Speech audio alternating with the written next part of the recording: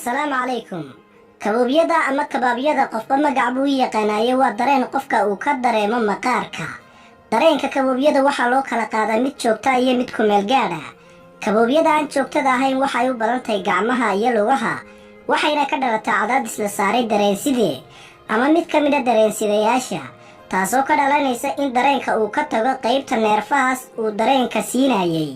sidaa daraaddeed dareenka waxa uu si aayar ah ugu soo laabtaa gacanta ama lugta la cadaadiyay in muddo ah kadib waxay kaloo ka timaadaa kaboobiyadan haddii la iska joojiyay daawooyinka qaar ka mid ah oo aad qaadan jirtay sida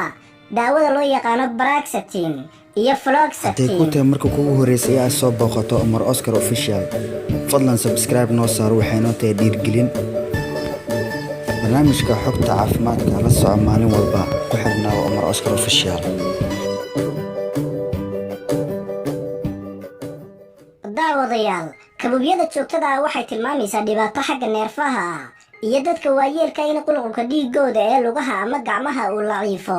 iyo nafaqa darro iyo yaraanshaha fiitamiinada qaar sida fiitamiin B5 iyo B12 iyo cudurrada kala sankarowga ama macaanka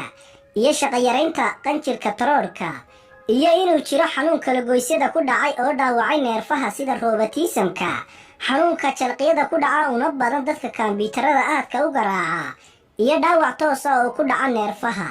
dhinaca kalena waxaa kaloo jira daawadayaal cillado badan oo kale oo keeni kara kaboobiyada sida dadka cabba khamriga isticmaalka daawooyinka qalalka diiqada iyo niyad jabka fuuqbaxa bootaasam yarida sonkorta oo ku yaraata dhiigga haweenka dhalmadayska madax xanuunka loo yaqaano migraine iyo daawooyinka suuxdinta iyo waxyaabo kale haddaba haddii kaboobiyada ay noqoto mid joogto ah waxaad u baahnaanaysaa inaad la xidhiidho dhakhtar si uu kala sooco cudurrada aynu ka soo hadalnay kadibna daryeel aad u heshid ugu dambayntii daawadayaal talada dhakhtarku waxay tahay haddii aad ka cabanayso kaboobiyada oo kugu soo laablaabata ama kugu badan